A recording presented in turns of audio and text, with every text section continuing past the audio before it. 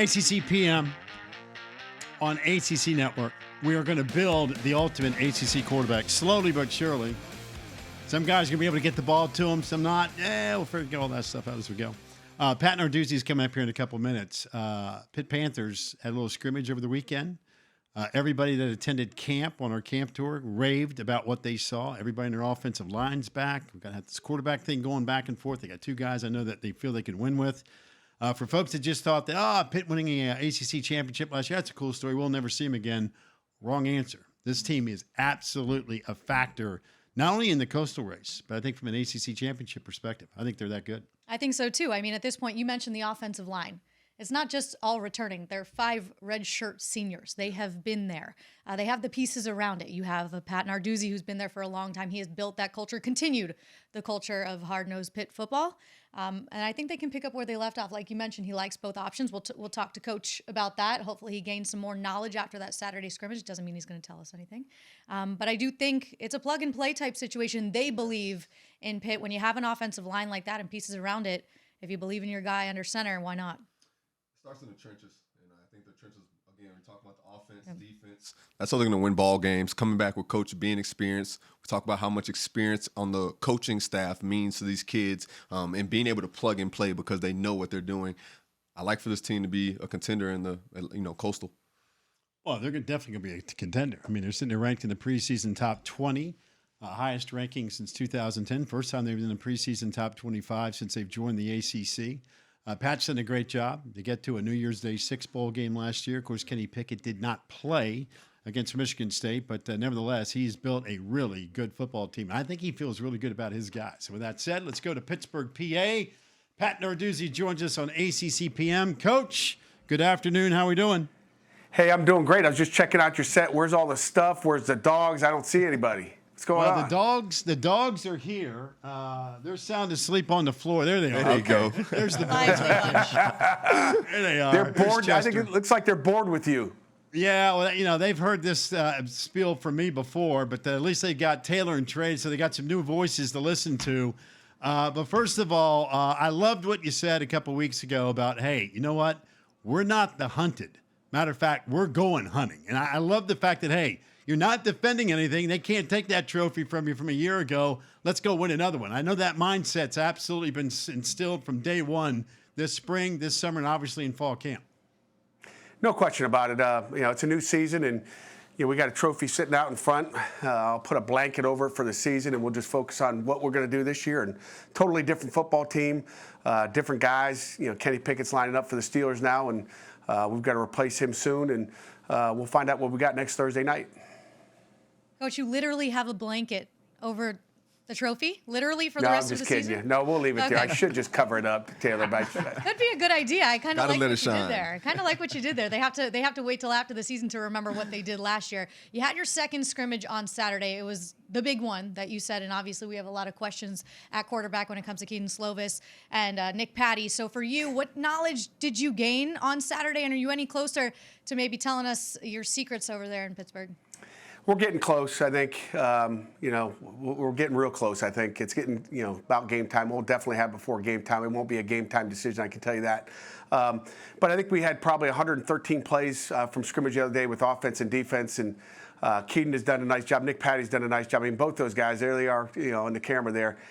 Both you can win with. And I think the most impressive thing we came out of our scrimmage on Saturday with it at Acrisure Stadium was that neither one of them turned the ball over at all. We had 0 turnovers. So, Coach Signetti always talks about the ball as a program. To win football games, the turnover ratio is so important. So the guy that's turning over less is probably going to be the guy that's going to play. And that is critical. And both of those guys, they make it a hard decision on the head coach and Coach Signetti and the offensive staff. Coach, over the weekend, you also talked about how the offense won the scrimmage. What are your expectations, or what are some expectations you have on the offense heading into the season?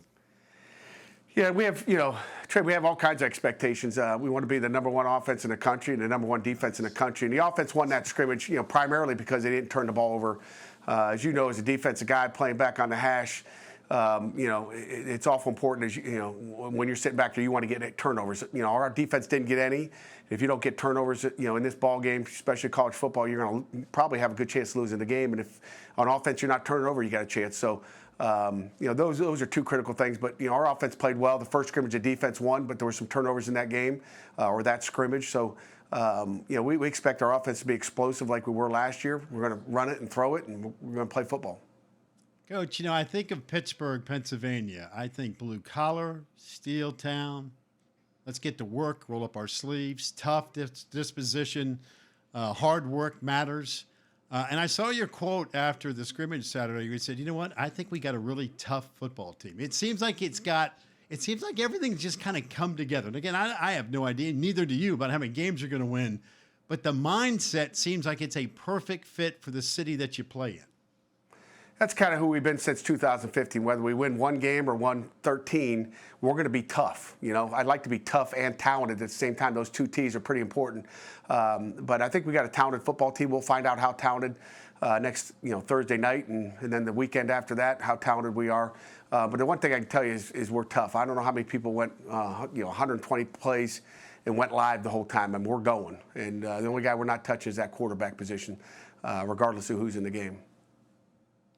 You talk about the toughness of the city. Nothing says tough like a backyard brawl, right? It's back for the first time since 2011. You guys opened up the season hosting West Virginia. For you, it's the first time as a head coach. I know you've heard all about it over the last several years that you've been there, but can you speak to just how excited you are for this game, and also for you, the importance of winning a game of this magnitude to start off your season and set the tone for a team, especially with a new quarterback back there?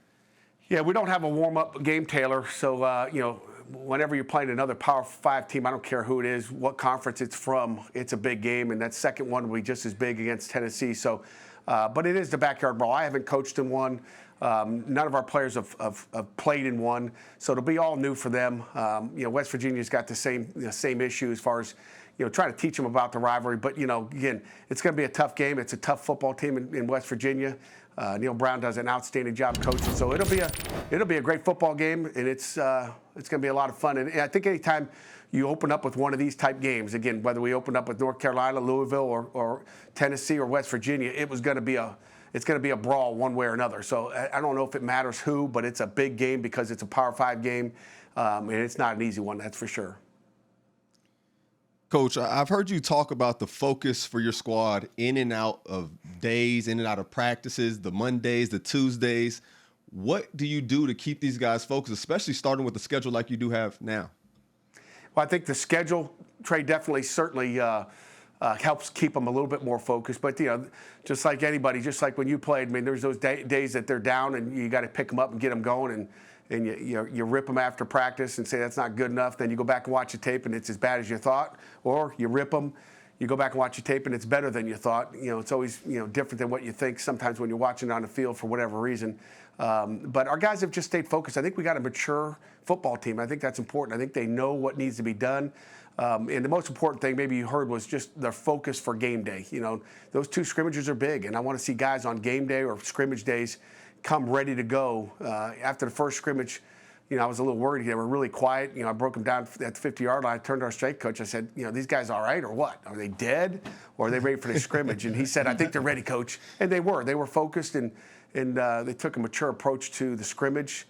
And that's what you want to see as a football coach. And I've seen teams, even here in our first few years that weren't locked in like you want to. You always got to talk about, hey, getting locked in. This is not just a scrimmage. It's a real game.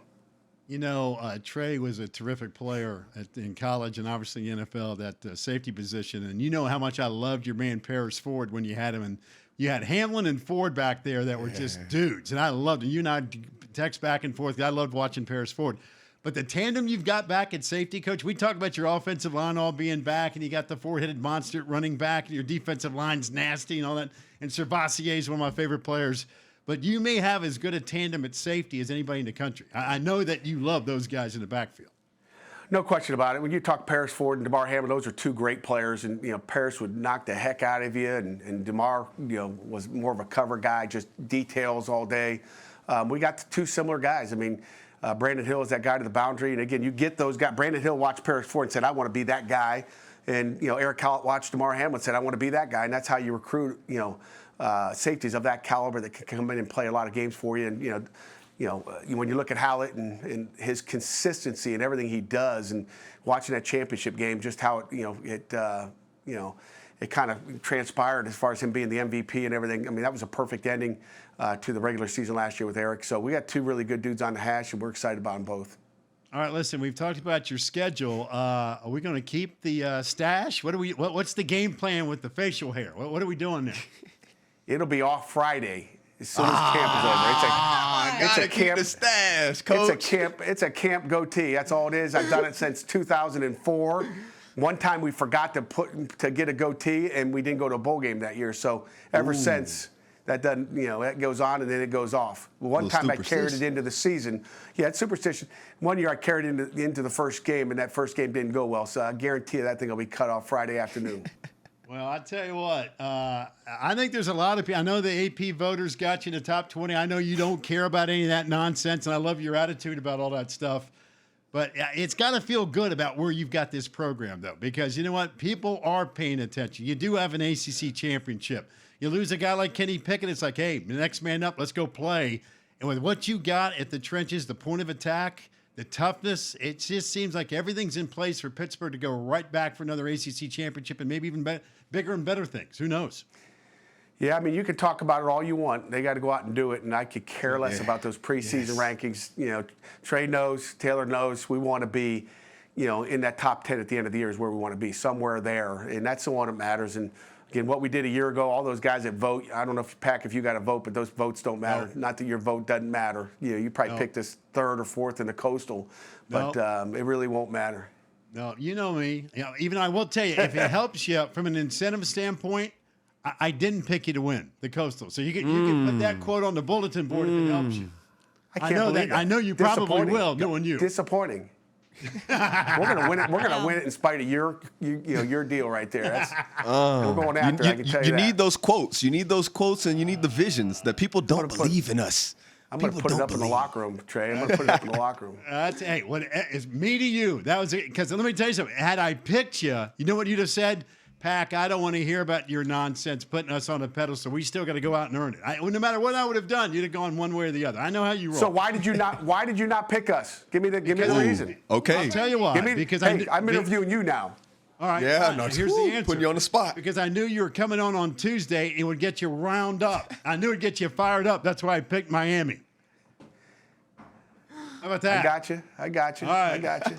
Hey, to make it up to you, we're going to make sure we get you an ACCPM blanket that you can throw over the trophy. So we'll make it up to you, Coach, we promise. Let's do it. And I'll take a picture of it and we'll send it to you guys. There you go. There you go. Hey, give us the very best to you, the family, and all that stuff. Huge expectations for you. We look forward to that backyard brawl in that Tennessee game to start things off. But, Coach, always a pleasure, man. Keep it up. Thank you, guys. Appreciate it, ladies and gentlemen. You got it. Tell Wes I said hello, too.